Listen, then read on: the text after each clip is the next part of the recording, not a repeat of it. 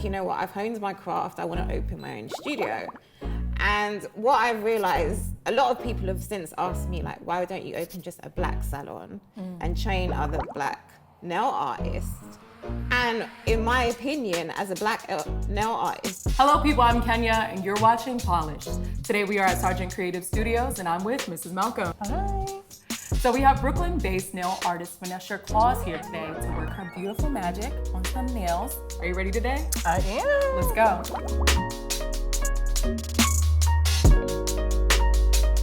So Mrs. Malcolm, where are you from originally? I'm originally from DC, but I'm Jamaican. A lot of times people ask me that here in New York. They're asking me my ethnicity. Does that have like an influence on your nail style? Not directly. I think it's part of my personality, so I guess it comes through in my nails, but it's not like I get Jamaican designs or anything on my nails. What would you consider like a Jamaican design typically? Green, like people get green, like yellow, really bright colors? Yeah, and stuff Okay. like that. I'm more into modern art designs and like traditional like animal prints and like stones and lines, abstract. What makes you want to get stuff like that? Growing up, it was very trendy. Like, you remember in the 90s? Like, I've been getting my nails done since I was like 14, 15. Okay. So, you know, back in the day, they used to do those nail designs with all the lines. With Yes, the crazy yes. colors and lines. Like, I love that. I used to, you know, be in high school with the cute little, yes, that's what I love so much, like, nostalgic. So you're an artist yourself. What other parts of artistry do you take part of? I'm into content creation. I have a production company with my sister, Anisha. We do a lot of videos, we do photo shoots. I do New York Fashion Week. I do a lot of editorials. What is it like for you on set doing hair? I love it. I'm in my element when I'm on set. I actually love it better than doing salon hair. Like when I first moved to New York, I tried out doing hair in the salon. Like renting out a boutique or a shop? I started off as or an a chair? assistant just to like, you know, get my feel and like to build my clientele up. Because when I first moved here, obviously I didn't have any clients. But I didn't enjoy it as much. And I put myself out there. I got like mentors and I started assisting different hairstylists that already were in the industry, and I discovered like that's what I really like to do.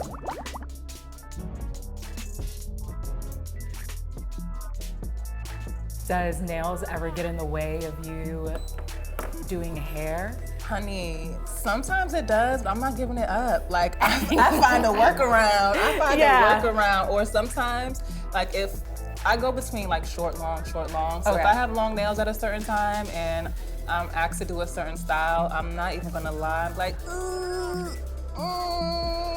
I don't know. Yeah. if I can do that one for you right now. So what are your hairstyles? Like what are the things that you're typically doing on set or in a shop? When I'm on set, it's honestly either very simple hairstyles, so like sleek ponytails, pulled back buns, like straight waves, or it's on the other end of the spectrum, it's very like avant-garde. I'm doing a lot of teasing, I'm doing creative shapes, and those kind of hairstyles don't really require me to have short nails. In the salon, I was like braiding hair down for sew-ins, doing more lifestyle hair. You could do twist? Okay, you know, I can do everything, honey.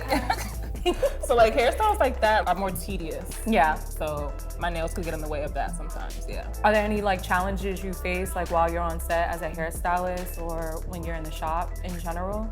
In this industry, I find that people of color are required to know all textures, whereas other artists only know one type of texture.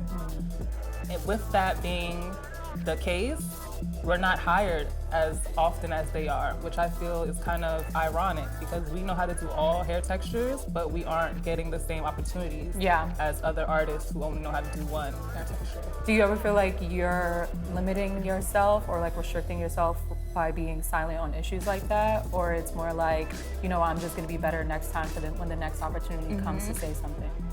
You know, it's really difficult when you're put in those situations because this industry is really like who you know, not always what you know.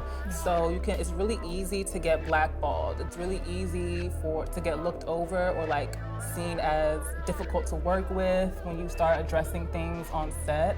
So, I mean, sometimes, you know, you have to pick and choose your battles. Like, do I want to bring this up now and risk not being able to get booked again? Or do I think that if I bring it up now that the person in charge is actually going to hear what I'm saying and then do better for next time, you know? Before that, you said you were in Florida. What part of Florida? I lived in Hollywood. I don't know if people are familiar, but Hollywood, Florida. What is it close to? The closest city is Fort Lauderdale. I went to high school in Fort Lauderdale. You know Fort Lauderdale. All right. Yeah, so that's where I lived when I lived in Florida. And were the girls getting their nails done there? Honey, so where I lived was in the suburbs, but they had a magnet program, and I got bused to Fort Lauderdale, and it was kind of in the hood a little bit, you know, and those Don't be shy. Listen, it was in the hood. No, those girls were on it. They Really? were on it with the hair, with the nails. Like in Florida, you can drive at 16, so they was pulling up in their cars with the little glitter stuff on their Like a steering real wheel, brat, like, high school. Okay. they was coming through, okay, dressing. They had their purse and their backpack. Now, I feel like during the pandemic, we have hit like a surge of everyone is like, it seems like is a nail artist or some sort of technician, whether it's eyelashes, any kind of form of beauty. But it's beautiful to see a lot of Black women doing it. And are you able to see the difference as far as like when you were in HBCU versus now, as far as like the nail artists you go to or the nail artists you see who are actually like making the impact on the culture? Because it's one thing for us to have this like invisible hand in the culture where they see us, but they don't really bring us up. Whereas I feel like the pandemic kind of like catapulted that shift where it's like, oh no, it's us, and you see who's doing it. You see it's this Black woman here, you see it's this woman here, it's an African woman, Caribbean woman, a Black woman, like and so on and so on. So are you able to see that difference? Have you seen the shift? Like, I feel like the shift came from social media. I feel like social media is what has given everyone leverage in this game to get clientele, to get inspiration, to even get the idea to, oh, she's doing it, I could do it too. Right, to be seen, the representation. Exactly. I feel like social media was a game changer because around 2011, 2012 was when Instagram really popped.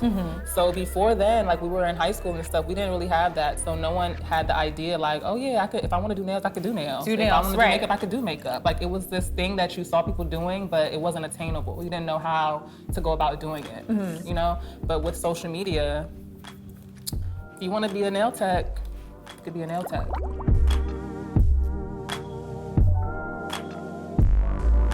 So this is more for you, Finisher Claus. I wanted to know, what do you feel like is the difference between the Asian salon versus why we don't have as many Black salons? When I first moved to New York, it was my intention to become a nail artist. And I'd always admired Japanese nail art. So I started working in a Japanese nail art salon where they were pretty advanced. It's where I learned to really like cultivate good gel nail art. And I started discovering that they don't use gel from like bottles, they work with gel from pods, which is thicker. So you can like sculpt and draw faces and really get the detail in. But what I was up against is that, you know, as a Black, I started working there as a manager. Yeah. But when I wanted to like transition into becoming a nail artist, I wasn't being booked because I was Black. And then some of the things that I wanted to like learn and perfect, they didn't want to show me because I was Black. So I had started working there to perfect my craft and was pretty much, you know, I would be shown a few things here and there, but nobody would take it seriously because it's just known that Asian people do good nails. Yeah. You know, they've come to America and they've been doing nails for a long time. So I really had to go away and start teaching myself. Like I'd look at what they were doing and I'd pick up tips and tricks, but I really started teaching myself. So in doing that for a few years and then working in another salon, I'm like, you know what, I've honed my craft, I want to open my own studio. And what I've realized, a lot of people have since asked me like, why don't you open just a Black salon and train other Black nail artists? And in my opinion, as a Black nail artist, it's so hard in this industry. So I think that once we've learned a technique, one, people don't want to show each other. Number two is that once people have learned their craft and perfected it, they go solo. They don't want to work in a nail salon anymore because your clients always go wherever you go. So I think it's the longevity of having a Black nail art salon. People just learn the craft, perfect it, and then people want to follow them wherever they go. So the unity of the salon doesn't stay together. I feel like in Asian salons, just the regular ones on the corner, they don't really specialize in nail art. It takes quite a few hours. On average, my appointments are like 3 to 4 hours. Right. And in doing that, a lot of people just like to kind of sit there solo and they move on after a while. Yeah. So I think that's the main thing, is that once you've perfected your craft, especially being a black nail artist, you move on to your own thing. You don't want to stay in a salon no more, because you also need to half your earnings. You'll need to pay the salon owner, and then you usually take about 60%. Oh, wow. And what's the point of doing that when you can just work have it for solo yourself. and get 100% of the income?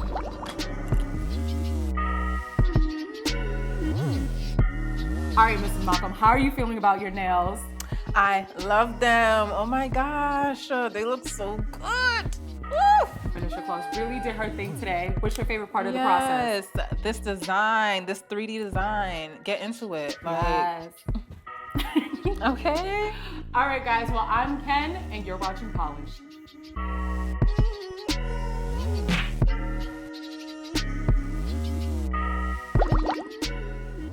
I am a music video director. I'm also an owner of a video and photo production studio, Sergeant Creative Studios, located in Brooklyn. Come on, Brooklyn.